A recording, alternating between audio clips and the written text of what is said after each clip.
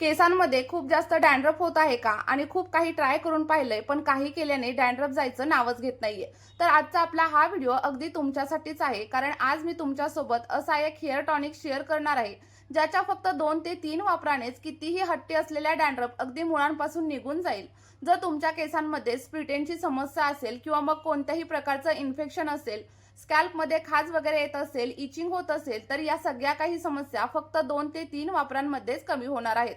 चला तर मग जास्त वेळ न घालवता आपलं हे सिरम बनवायला आपण सुरुवात करूया. त्या अगोदर जर तुम्ही आपल्या चॅनलवरती नवीन असाल तर लगेचच चॅनलला सबस्क्राईब करा आणि तुम्ही आपला हा व्हिडिओ कोणत्या गावामधून किंवा मग कोणत्या शहरामधून पाहताय कमेंटमध्ये सांगायला विसरू नका. बघा, आपली आजची ही रेमेडी बनवण्यासाठी सर्वात अगोदर आपल्याला ताजी अशी कडुलिंबाची पानं घ्यायची आहेत.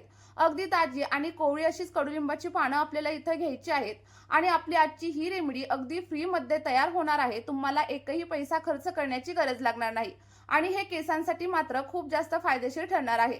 आणि जसं हे तुमच्या स्किनसाठी फायदेशीर आहे ना, तसंच तुमच्या केसांच्या देखील सगळ्या समस्या कमी करण्यासाठी खूप जास्त इफेक्टिव्ह ठरणार आहे. कारण कडुलिंबामध्ये व्हिटॅमिन ई, व्हिटॅमिन सी आणि फॅटी ऍसिड्स असतात, जे आपल्या केसांची ग्रोथ खूप लवकर होण्यासाठी मदत करतात.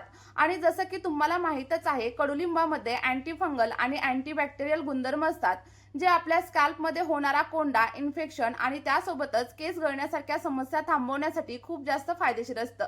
यामध्ये कॅल्शियम देखील असतं, जे आपल्या केसांच्या मुळांना मजबूत आणि सोबतच चमकदार बनवतं. कडुलिंबाचा वापर अगदी जुन्या काळापासून औषध म्हणून केला जातो आणि जर तुमच्या चेहऱ्यावरती ॲक्ने असतील, पिंपल्स असतील किंवा मग खूप जास्त प्रमाणावरती पिगमेंटेशन वगैरे झालेलं असेल ना, तर तुम्ही कडुलिंबाचा वापर तुमच्या स्किनवरती देखील नक्कीच करू शकता. आणि कडुलिंबाची पानं जेव्हा तुम्ही तोडून आणता तेव्हा त्याच्यावरती खूप जास्त प्रमाणामध्ये धूळ माती साठलेली असते. त्यामुळे सर्वात अगोदर तुम्हाला कडुलिंबाची पानं अगदी चांगल्या प्रकारे स्वच्छ अशी धुवून घ्यायची आहेत आणि त्यानंतरच याचा वापर करायचा आहे.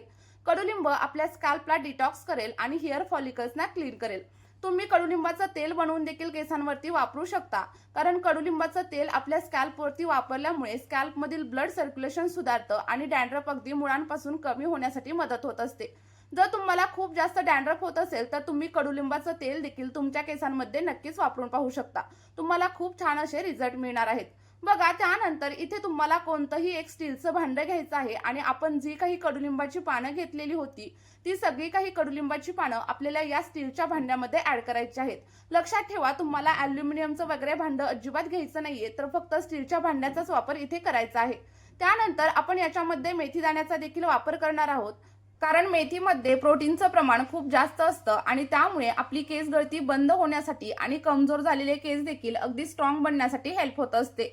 जर तुमचे केस खूप जास्त ड्राय झालेले असतील, फ्रीझी झालेले असतील, तर मेथीदाण्याचा वापर केल्यानंतर केस अगदी रेशमासारखे मऊ होतात आणि खूप जास्त स्मूथ होण्यासाठी देखील हेल्प होत असते. तुमच्या केसांची ग्रोथ थांबली असेल तर ती देखील होण्यासाठी सुरुवात होईल. आणि मेथीमध्ये असे काही पोषक घटक असतात ज्यामुळे आपल्या केसांची वाढ अगदी दुप्पट पटीने होत असते. बघा, त्यानंतर आपल्याला यामध्ये साधारणतः 1 चमचा एवढे काळे जिरे म्हणजेच कलौंजीचा देखील वापर करायचा आहे. आणि कलौंजीचा वापर केल्यामुळे तुमचे केस अगदी हेल्दी होण्यासाठी आणि लांब होण्यासाठी मदत होणार आहे. जर तुमचे केस आधीच खूप जास्त गळालेले असतील, वेणी खूप जास्त पातळ झालेली असेल, तर कलौंजीचा वापर तुम्ही नक्की करा, कारण यामुळे तुमचे केस लांब होण्यासाठी हेल्प होणार आहे. आणि आपल्या या रेमेडीची सगळ्यात खास गोष्ट म्हणजे या रेमेडीमुळे तुमचे केस पांढरे देखील अजिबात होणार नाहीत आणि त्यासोबतच प्री मॅच्युअर ग्रे हेअरची समस्या देखील हळूहळू कमी होण्यासाठी तुम्हाला हेल्प होणार आहे. त्यानंतर आपल्याला या रेमेडीमध्ये ॲलोवेराचा देखील वापर करायचा आहे. आता तुम्ही म्हणाल की ॲलोवेराचा वापर का करायचा? कारण ॲलोवेरा रातोरात आपले केस अगदी रेशमासारखे मऊ करू शकतो. केस कितीही जास्त वृक्ष असू दे, निर्जीव किंवा मग काट्यासारखे कडक झालेले असतील ना, तरी देखील ॲलोवेराचा वापर करताच आपल्या केसांमध्ये कंगवा अगदी सहज फिरू लागतो. आपल्याला एक छोटंसं ॲलोवेराचं पान घ्यायचं आहे आणि त्याला छोट्या छोट्या पीसेसमध्ये कट करून आपल्या या रेमेडीमध्ये ऍड करायचं आहे. त्यानंतर आपल्याला इथे साधारणतः 1 ग्लास एवढ्या फिल्टरच्या पाण्याचा वापर करायचा आहे आणि जे पाणी तुम्ही पिण्यासाठी वापरत असाल ना, त्याच पाण्याचा वापर आपल्या या रेमेडीमध्ये करायचा आहे.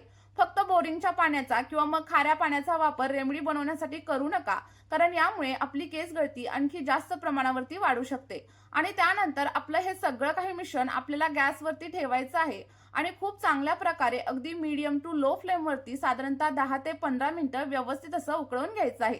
10 ते 15 मिनिटं उकळल्यानंतर तुम्ही घेतलेलं जे काही पाणी आहे ते थोड्याफार प्रमाणावरती कमी होईल आणि आपल्या सगळ्या घटकांमधील जी काही न्यूट्रिएंट्स आहेत ते आपल्या पाण्यामध्ये उतरायला सुरुवात होईल आणि त्यानंतर आपलं जे काही टॉनिक आहे ते इथं रेडी होईल।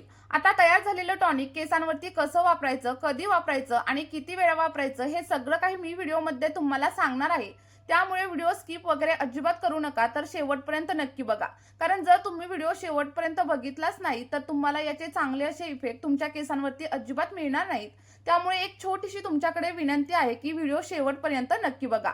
आणि तुम्ही इथं बघू शकता आपलं जे काही सिरम आहे ना ते साधारणतः 8 ते 10 मिनिटं उकळून झालेले आहेत आणि त्यानंतर बघा पाण्याचा जो काही कलर आहे ना तो देखील हळूहळू चेंज व्हायला लागलाय आणि जेव्हा आपल्या पाण्याचा कलर अगदी डार्क होईल आणि त्यासोबतच मेथी दाणे देखील फुगायला लागतील तेव्हा समजायचं की आपलं सिरम इथं रेडी झालंय आणि त्या लेवलला तुम्हाला गॅसची फ्लेम पूर्णपणे बंद करायची आहे।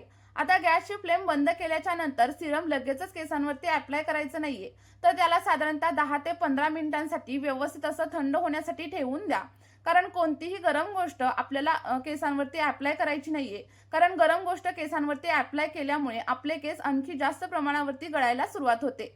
बघा गाळून घेताना इथे थोडंसं गरम असतानाच मी सिरम गाळून घेतलंय, पण तुम्हाला काय करायचंय पूर्णपणे थंड करायचं आणि त्यानंतरच गाळून घ्या किंवा मग गरम असताना गाळून घ्या आणि पूर्णपणे थंड झाल्यानंतरच केसांवरती वापरायचं आहे।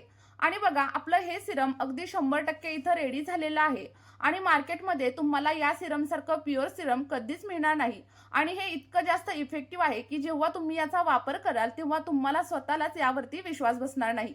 बघा इथं आपलं सिरम पूर्णपणे रेडी झालंय, पण जर का तुम्हाला ड्राय आणि फ्रीझी हेअरची समस्या असेल आणि त्यासोबतच या सिरमला तुम्हाला आणखी जास्त इफेक्टिव्ह बनवायचं असेल तर साधारणतः 1 चमचाभर एवढं कोकोनट ऑइल म्हणजेच नारळाचं तेल देखील तुम्ही याच्यामध्ये ऍड करू शकता।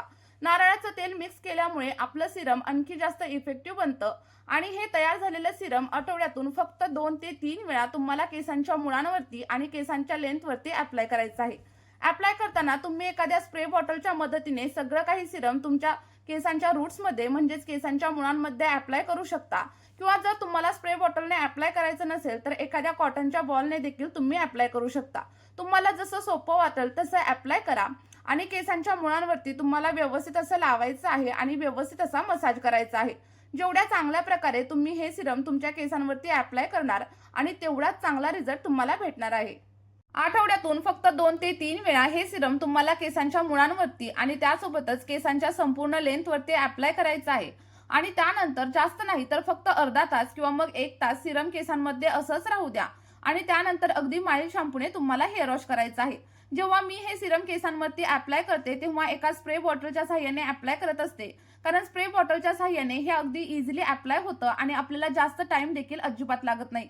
पण जर का तुमच्याकडे स्प्रे बॉटल वगैरे अवेलेबल नसेल तर मी तुम्हाला सगळ्या प्रोडक्टच्या लिंक प्रोव्हाइड करणार आहे, तुम्ही तिथून देखील सगळ्या गोष्टी परचेस नक्कीच करू शकता।